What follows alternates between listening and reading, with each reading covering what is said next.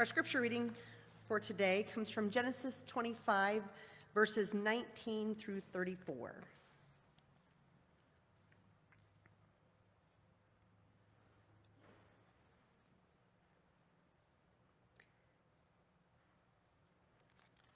Okay, I'm making sure I had the right one. These are the descendants of Isaac, Abraham's son.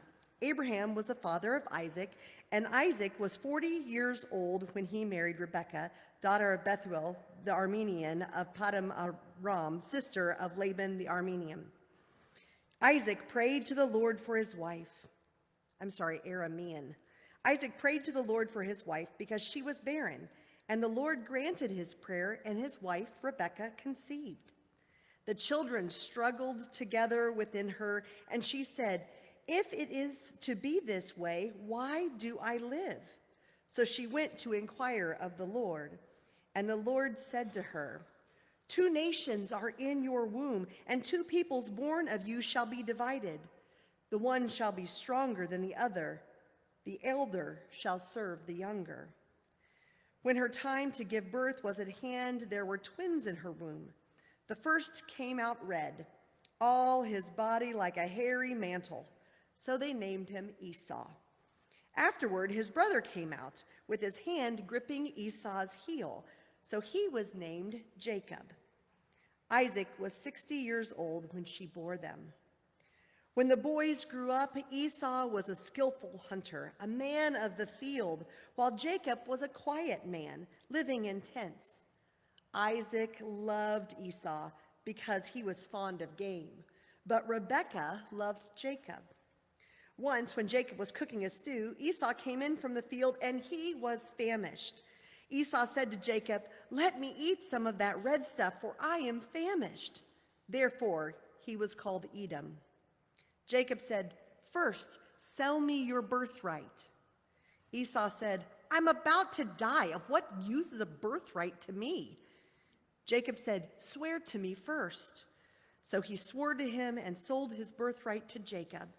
Then Jacob gave Esau bread and lentil stew, and he ate and drank and rose and went his way. Thus Esau despised his birthright.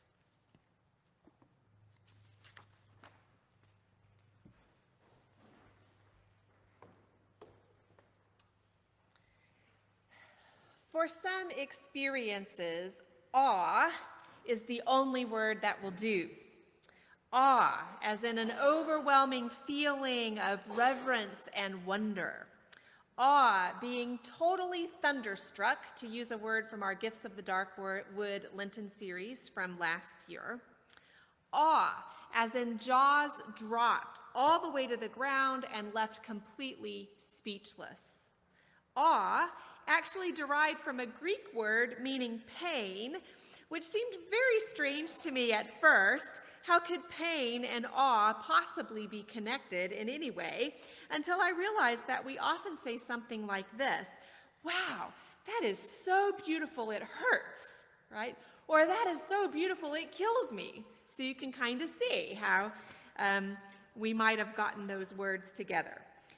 In our summer full of beauties, from the sunrise at Acadia National Park in Maine, to the impossible formations at Arches National Park, to the blue, blue, blue of Crater Lake, we now come to what is probably the most beautiful it hurts sights in our national park system, the Grand Canyon National Park in Arizona. My thanks to the Wheatrix for providing the poster today to give us a glimpse of what we are missing.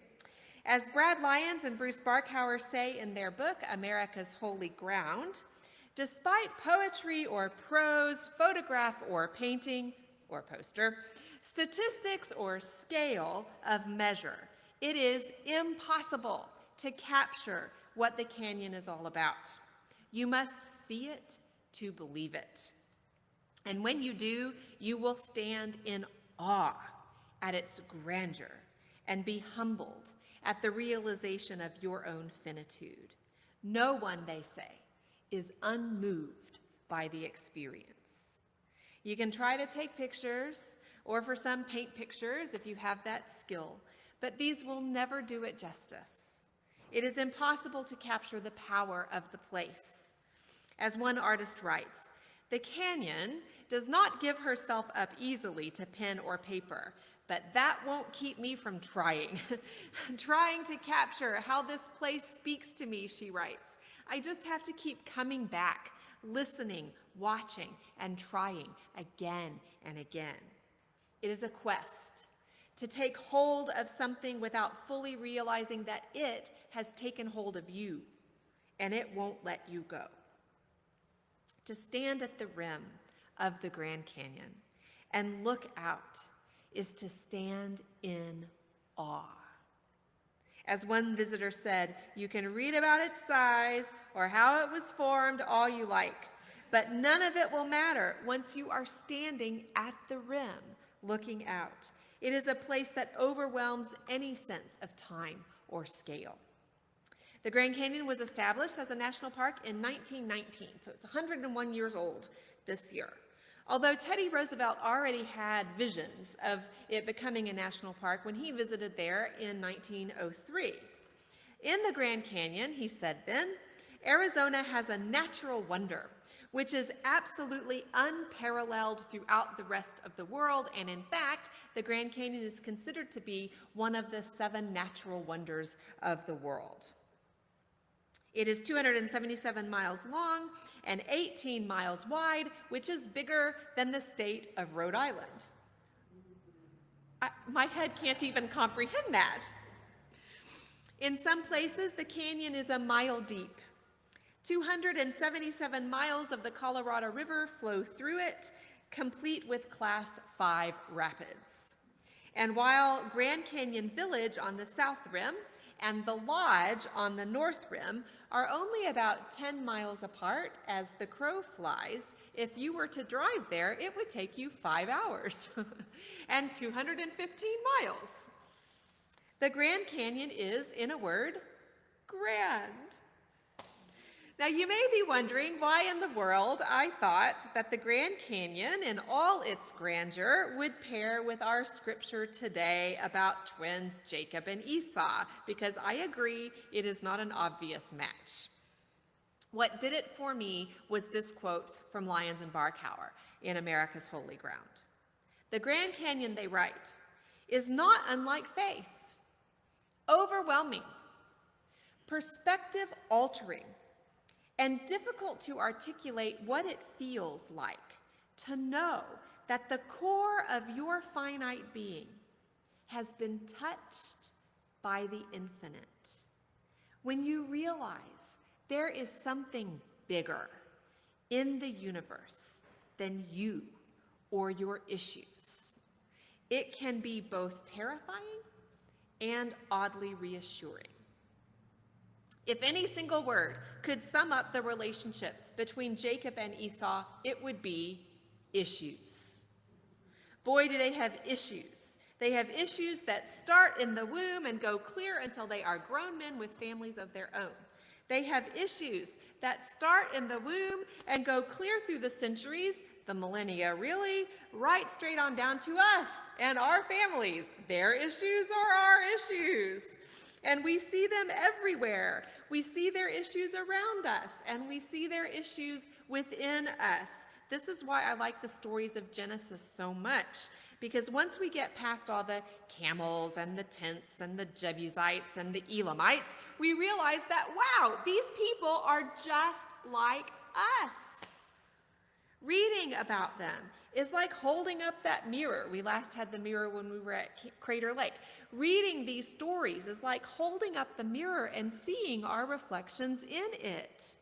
Taking a hard look at that mirror and realizing, wow, we are still making the same mistakes. Because like them, we get all tangled up. We get all tangled up in ourselves and all tangled up in our issues, and we lose perspective. Issues like the children struggled together in the womb. Why do we struggle so hard against each other?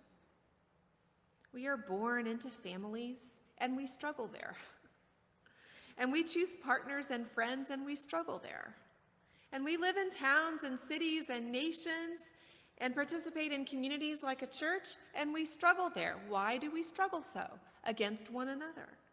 We are elbow to elbow and shoulder to shoulder with people all the time, our whole lives long, and it seems to me that a good bunch of the time we spend struggling with each other, jostling for position, imposing our will onto others.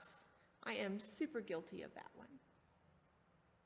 Life turns into rivalry and competition, or at the very least, bickering.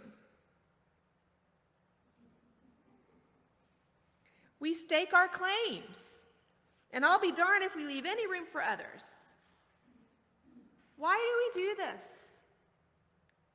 You can say it's human nature, and obviously it is, given that this struggle began before these boys were even born. I mean, definitely human nature there.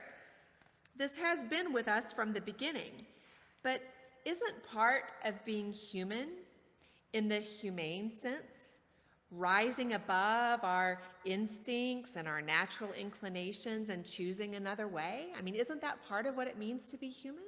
That we're not going to be driven by our instincts, and instead we are going to choose, no, I will behave this way. I will relate to others this way. Certainly part of being a Christian.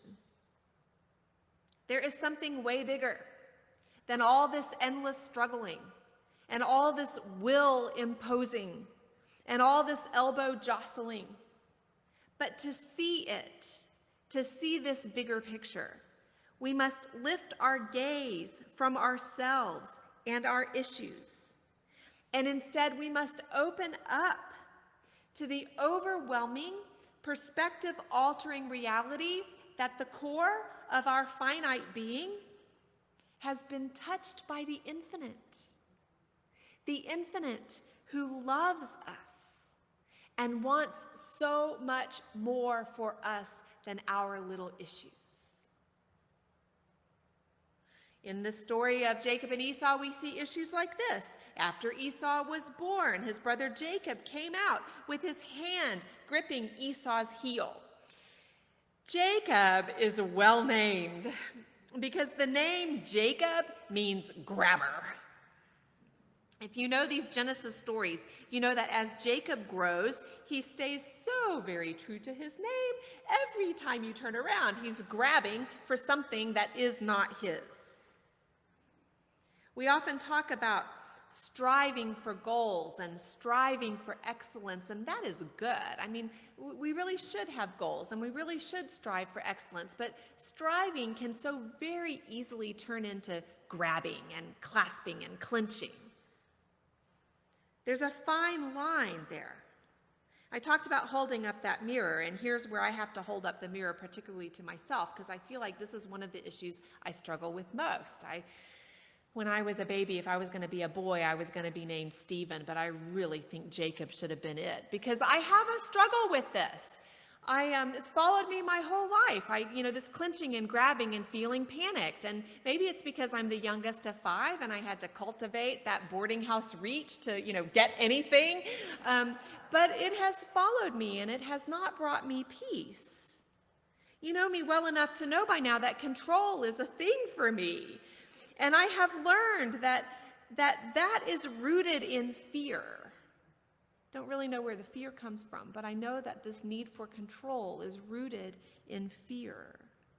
And I have also learned the hard way that when I give in to that, it does not bring wholeness, and it does not bring peace.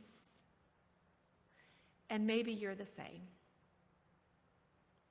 Meanwhile, there is something way bigger than all this endless striving and endless grasping and endless fear. There is something bigger.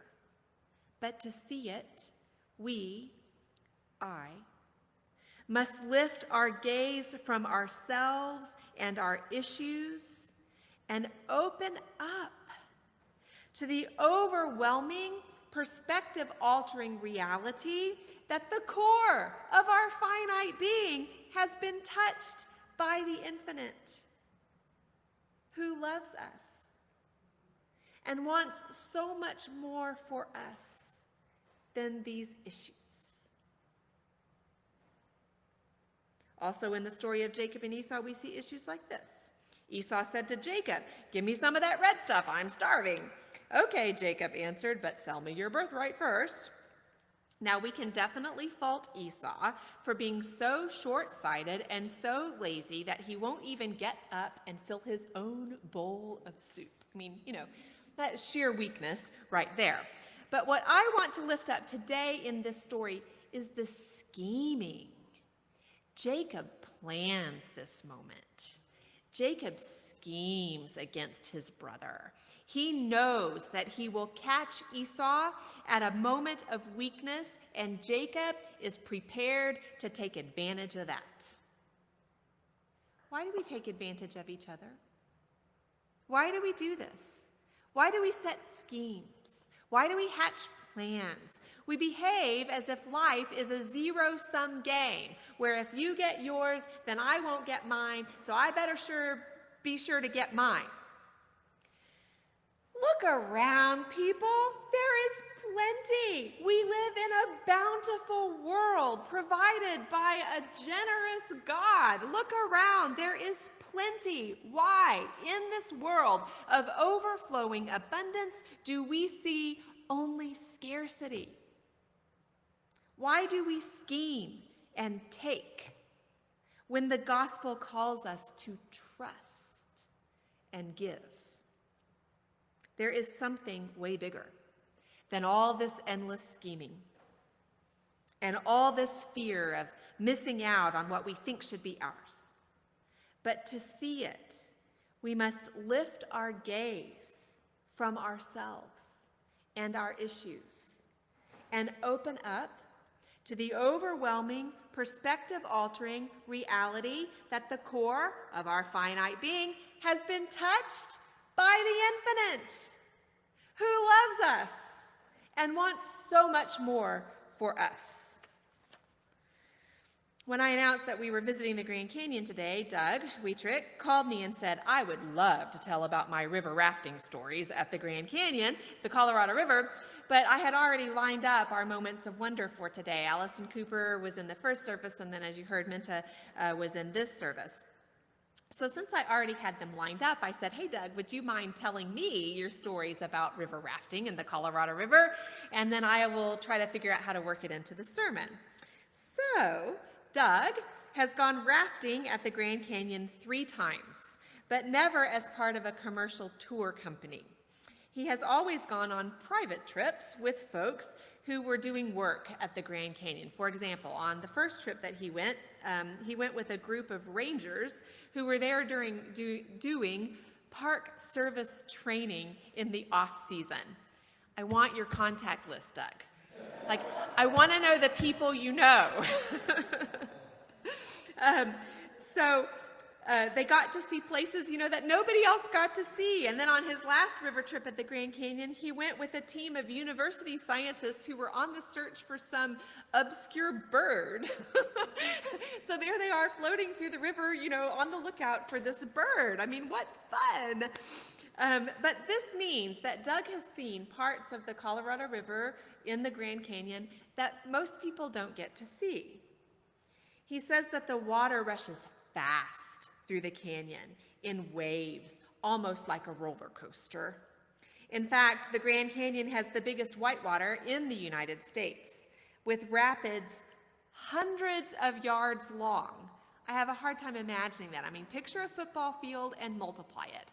Hundreds of miles long, these rapids, with many twists and turns. But at the same time, in between the rapids, are these spaces of stillness where the river flows a little bit more gently, and everything is quiet, and everything is vast. That is an awe-filled moment. Doug says, when you're at the bottom of the canyon and you look up, you realize that we are just a small speck that is part of a much bigger picture. As you get deeper into the canyon, you can see the layers of rock, and it is almost like traveling down and back in time. And then he goes on. It puts it all in perspective, you know. We are here for just a moment. The earth is here forever.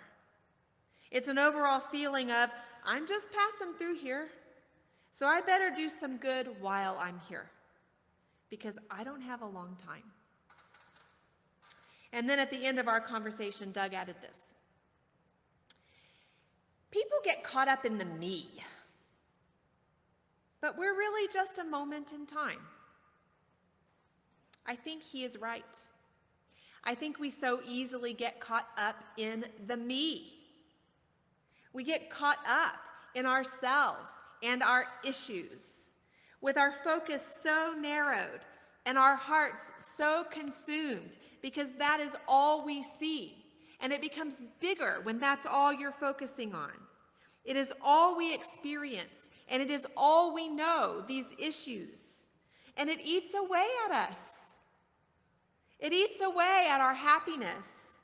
It eats away at our peace, our gifts, what we have to offer back to the world, because we are so consumed that we don't have it to share.